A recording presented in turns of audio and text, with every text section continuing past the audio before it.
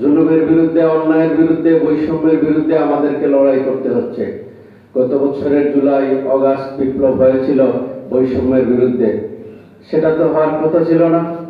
আমরা স্বাধীন একটা সার্বভৌম দেশ, সেই দেশে একটা গণতান্ত্রিক প্রক্রিয়া থাকবে, সেই দেশের মানুষ সুখে শান্তিতে থাকবে, কিন্তু আমরা কি দেখতে পাচ্ছি যে এই দেশ থেকে হাজার হাজার কোটি টাকা এই দেশের উন্নয়নে ব্যয় না হয়ে এই দেশ থেকে বিদেশে চলে যাচ্ছে। এটা তো মুক্তিযুদ্ধের স্পিরিট ছিল না।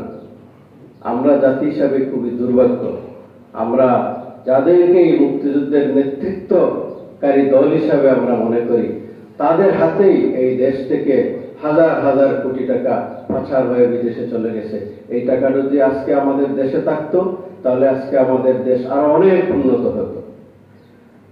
আজকে আমাদের শপথ করতে হবে যে আমাদের যে শহীদের রক্তের বিনিময়ে আমরা এই দেশ পেয়েছি, জুলাই অগাস্ট বিপ্লবের পরে আমরা যে নতুন বাংলাদেশ বিনির্মাণ করেছি, সেই বাংলাদেশকে রক্ষা করতে গেলে আমাদের সবাইকে আমাদের স্ব অবস্থান থেকে কঠোর পরিশ্রম করতে হবে।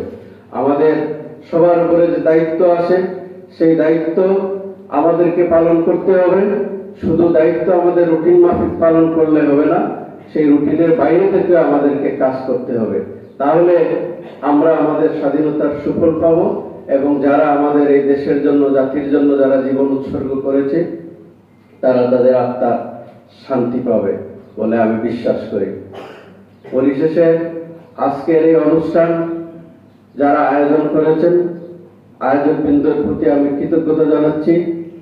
সর্বশেষ আমাদের এই বিশ্ববিদ্যালয়ের প্রতিষ্ঠাতা বোর্ড অফ ট্রাস্টিজের সম্মানিত চেয়ারম্যান দানবীর ডক্টর সৈয়দ রাগিব আলী স্যার, আপনারা সবাই জানেন মুক্তিযুদ্ধের সময় স্যার বিদেশে সংগঠকের ভূমিকা পালন করেছেন। শুধু সংগঠকের ভূমিকা পালন করেন নাই, স্যার এই দেশকে বিনির্মাণের জন্য সুখ স্বপ্ন ত্যাগ করে এই দেশে চলে এসেছেন। এই দেশকে কিভাবে অর্থনৈতিকভাবে স্বাবলম্বী করা যায়, আর একটা দেশকে অর্থনৈতিকভাবে স্বাবলম্বী করতে গেলে সবচেয়ে বড় নিয়ামক হচ্ছে শিক্ষা। এবং স্যার দেশে এসে সবচেয়ে যে গুরুত্বপূর্ণ যে সেক্টর, সেই শিক্ষা ব্যবস্থায় তিনি ওনার সবকিছু বিনিয়োগ করে যাচ্ছেন। শুধু তাই নয়, একটা দেশকে সামনের দিকে নিয়ে যেতে গেলে সবচেয়ে বড় প্রয়োজন হচ্ছে উচ্চশিক্ষা, এবং স্যার এই উচ্চশিক্ষার খাতে উচ্চশিক্ষায় দক্ষ মানব সম্পদ তৈরি করার জন্য লিডিং ইউনিভার্সিটি প্রতিষ্ঠা করেছেন এবং স্যার আজকে এটা সুফল পাচ্ছেন।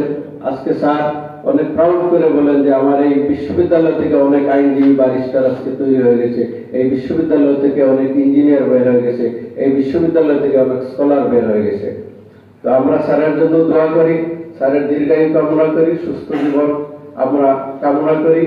পরিশেষে সবাইকে আজকের এই অনুষ্ঠানে অংশগ্রহণ করার জন্য ধন্যবাদ জানিয়ে আমি আমার বক্তব্য এখানে শেষ করছি। আসসালামু আলাইকুম।